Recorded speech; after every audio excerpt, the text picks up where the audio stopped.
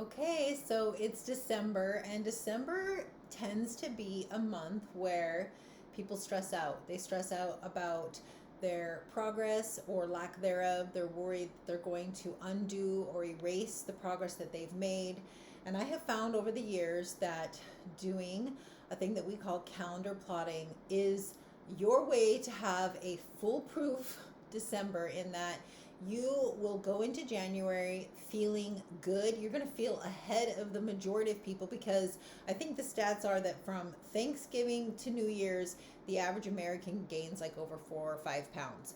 So that's not going to be you, because you're going to plot out the month, which really will make you aware of just how much flexibility you honestly can have.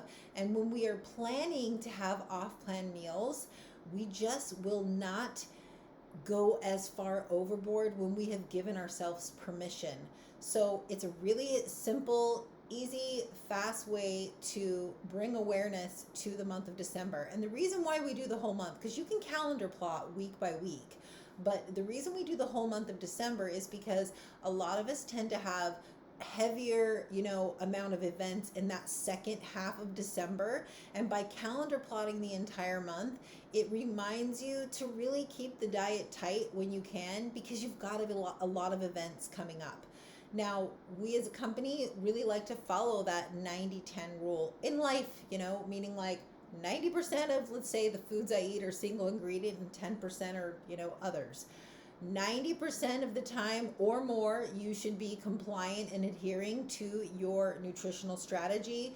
And the other 10% is like for the date nights and things. Now, when I say 10, that 90-10, the 10%, you got to remember, a lot of people could only be taking like one off plan meal a week, but it could be equating to thousands and thousands of calories. So you're not looking to get away with something here. This is about being really aware, even when you are having some off-plan meals or meals that you're not weighing and measuring, and or things that just aren't, say, necessarily those single ingredient foods. Maybe you're going to have some drinks, maybe you're going to a cocktail party, maybe you're going to a Christmas party. So you really want to keep that in mind as you do the calendar plotting. Now, I have my calendar here because I think it is best to show you the visual. So you're going to see the 90-10 rule. Now, if you've got 4 meals a day right now programmed, then that ends up being about 100, that's 112 for the month. If I do the 90-10 rule, that's going to give you 11 off-plan meals throughout the month. Now, this is something that I've always done. I either divide that in half, or when I do schedule in those off-plan meals, because I know, like I have 5 meals a day and none of my meals are over 500 calories. So I'm going to combine 2 of those meals to equate the off plan. And let me just kind of explain that. So, and then if you're doing the 5 meals, it's going to be 140 meals per month, or 14 off plan, or divide that in half. You've got 7 events that you could have. Still being mindful, you're not going to want to eat like a sloth. Like, these are things that are important to keep in mind. So what you're going to want to do is start out week by week, and you're going to mark the days that you can be on plan, and mark it all up, because this is already setting some intention with your brain. Like I just started to do it for, example purposes, but I'd be going all the way through because I have nothing planned, let's say, until the 10th that I need to worry about. So I'm going to see a bunch of green dots. If you have 4 meals, you're going to put 4 dots. If you have 5 meals, you're going to put 5. So I've got 5 green dots on the first, 5 green dots, and I'm going to keep going until I think I'm going to have an off plan. Now, if you're unsure, well, then you could schedule them in and decide when you want to. But like for me, I know that I've got Alyssa's birthday on the 16th. I've got Eric's birthday on the 18th. I've got Christmas Eve that we like to do something. I've got Christmas Day, and so on and so forth.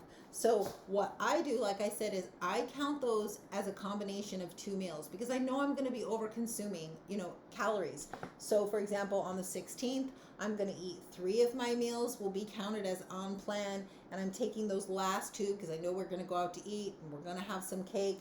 I'm counting that as 2 off plan, because again, I know it's going to be a little bit heavier in calories. So I've got 2 there. I've got 2 on the 18th for Eric's birthday. I've also got Christmas Eve, where I know, now let's say you're only going to have like an extra cookie or 2. Sure, maybe only count that as 1.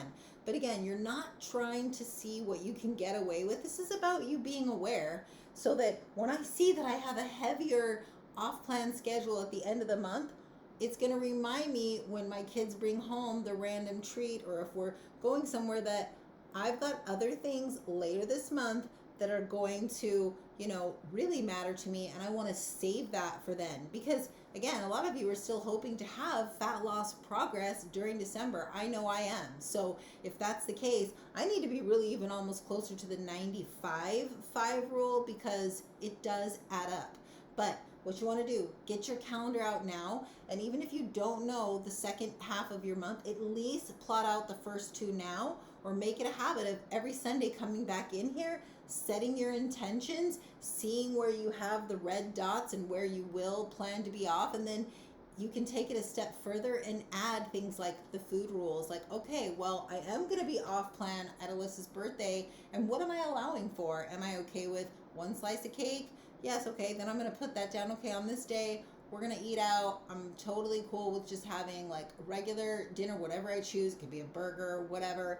And then I'm going to allow for one piece of cake. And I'm going to put that in writing to myself, because you don't want to leave this up to just your emotions deciding in the moment, because you're going to see a lot of red on there if that's the case, and you're waiting versus setting the attention. So do your calendar plotting. This will make all the difference for the month of December.